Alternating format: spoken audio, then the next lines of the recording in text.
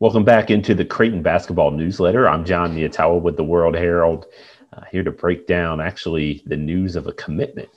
Ryan Hawkins, a transfer from Northwest Missouri State, announced on Twitter Monday that he's going to use his final year of college eligibility at Creighton. He won 3 national championships, or was on the team for 3 national championships. I guess the first year Northwest Missouri State won a title, he was redshirting, but was part of 2 national championship winning teams, including last season when he averaged 22.6 points per game, 8.8 rebounds per game, shot 46% from 3, even added almost 2 steals a game. Obviously, really versatile player, 6'7", from just an hour down the road in Atlantic, Iowa, is where he dominated he played multiple sports in high school at Atlantic High School in Iowa.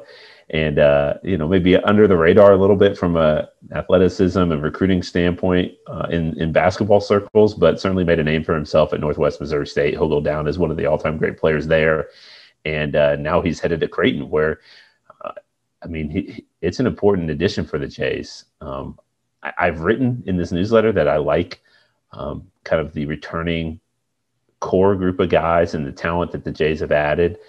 I think that there's a lot of potential there, but they do lack experience. And while Ryan Hawkins hasn't played at the highest level of college basketball, he's won a lot at the D2 level.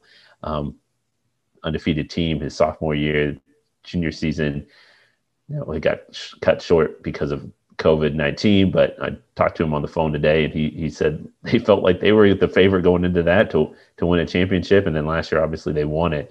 So he knows what it takes and what it takes to be successful and have that daily drive to keep pushing yourself and keep holding the standards high. So that'll be just his experience within the program, I think, will be important for a lot of the younger guys, a lot of the guys who are looking to maybe prove themselves, but also just from a depth perspective, like Creighton, it's only big man on the roster currently is Ryan Caulkbrenner. Only scholarship guys at the center position is Ryan Caulkbrenner. So now this gives the Jays a little bit more depth there, although I think Ryan Hawkins probably fits more as a stretch 4, like a versatile sort of inside-outside 4.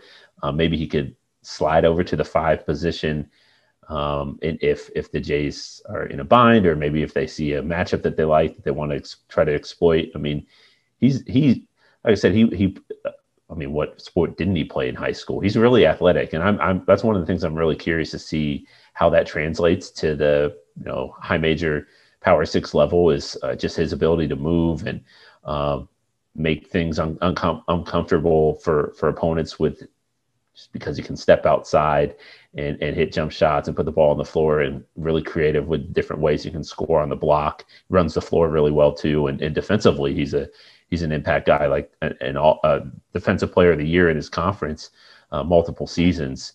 So how that it's always a question when guys move up a level, how their game will translate. It's pretty clear that he's going to be able to make an impact for Creighton. I guess how much of an impact we'll find out, but obviously important to add, again, for just adding experience, adding depth, and he technically is Creighton's first roster addition of the offseason. That's not counting the freshmen that the Jays had already sort of had as part of the incoming recruiting class: Ryan Nembhard, John Christopoulos, Mason Miller. Those guys, while Mason didn't sign until a few weeks ago, Nembhard and Christopoulos were both signed. So that 3-man recruiting class, which ranks within the top 30, top 35, according to Rivals in 247.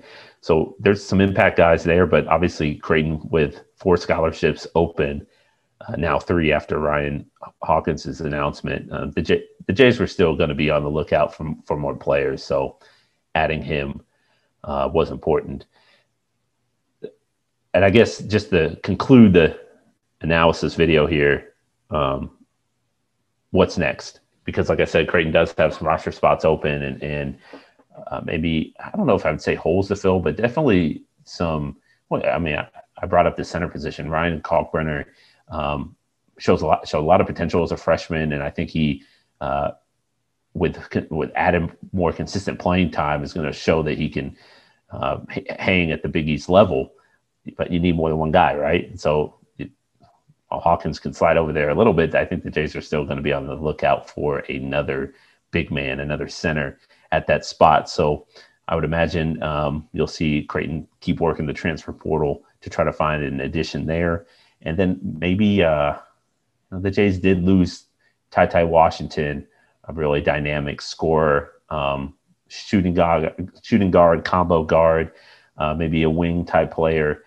That seems to be somebody that would be high on Creighton's list as the Jays try to navigate the transfer portal, because there's still a lot of good players available. Like Creighton has been, it just missed out on a guy, Tristan Onaruna, who played at Kansas, and he was one of Creighton's top targets a couple years ago, and he entered the transfer portal and ultimately chose Iowa State over Creighton.